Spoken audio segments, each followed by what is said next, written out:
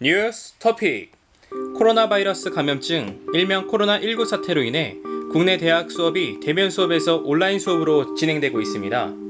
수업의 질 하락 등의 이유로 대학생들을 중심으로 등록금 환불 요구가 나오고 있는데요.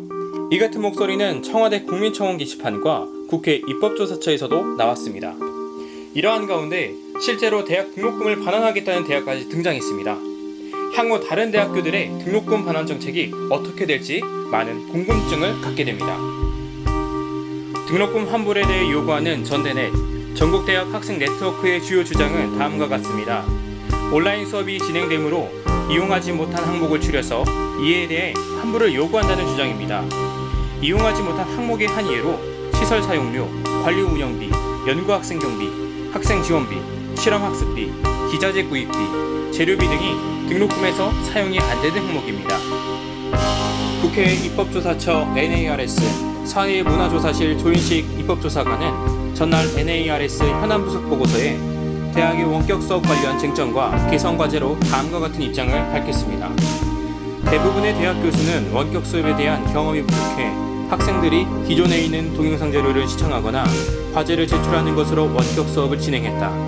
토론과 과제에 대한 피드백을 제공하기 위한 조교, 튜터, 인력도 확보하지 못했다고 지적했습니다.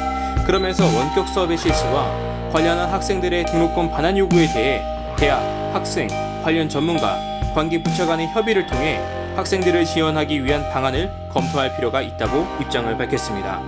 즉, 국회 입법조사처 또한 대학교 온라인 강의의 부실함을 말하고 있고 부분적 등록금 반환 요구가 필요함을 말하고 있습니다. 추가적으로 코로나19 사태가 유행하던 올해 3월 말 한 대학생이 교육부 장관을 상대로 헌법소원 심판을 청구한 사건이 전원재판부로 회부했습니다. 여기서 헌법소원은 헌법정신에 위배된 법률로 기본권이 침해됐다고 판단한 사람이 헌법재판소에 구제를 청구하는 일입니다. 현행 등록금에 관한 규칙 제3조에서는 천재지변 등으로 인해 등록금 납입이 곤란하다고 인정될 때에는 등록금을 면제하거나 감액할 수 있다는 조항이 있습니다. 이번 헌법소원을 제기한 대학생은 바로 이 점을 지적했습니다. 이 조항에는 납부된 등록금에 상응하는 수준의 교육 서비스 등을 제공하지 못하면 해당 학기 등록금을 감액해야 된다는 내용은 없다고 말했습니다. 더불어 사이버 대학에 비해 최소 3배에서 최대 10배까지 납부하고 있는 현 등록금은 재산권 침해에 해당된다고 주장했습니다. 이러한 가운데 건국대학교에서는 실제 등록금을 반환하기로 결정했습니다. 다만 반환은 다음 학기 등록금 고지서에서 일정 비율을 감면하는 방식으로 진행할 계획입니다. 그러나 반환 혜택을 받는 대상은 1학기 서울 캠퍼스 학부생 약 1만 5천 명뿐입니다.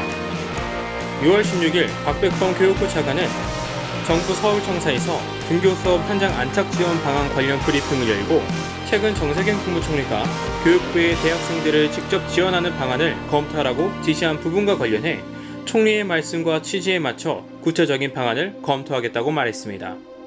코로나 사태를 맞이해서 대학생과 대학교의 적절한 균형을 찾는 정부의 정책이 있기를 바랍니다. 뉴스 토픽이었습니다.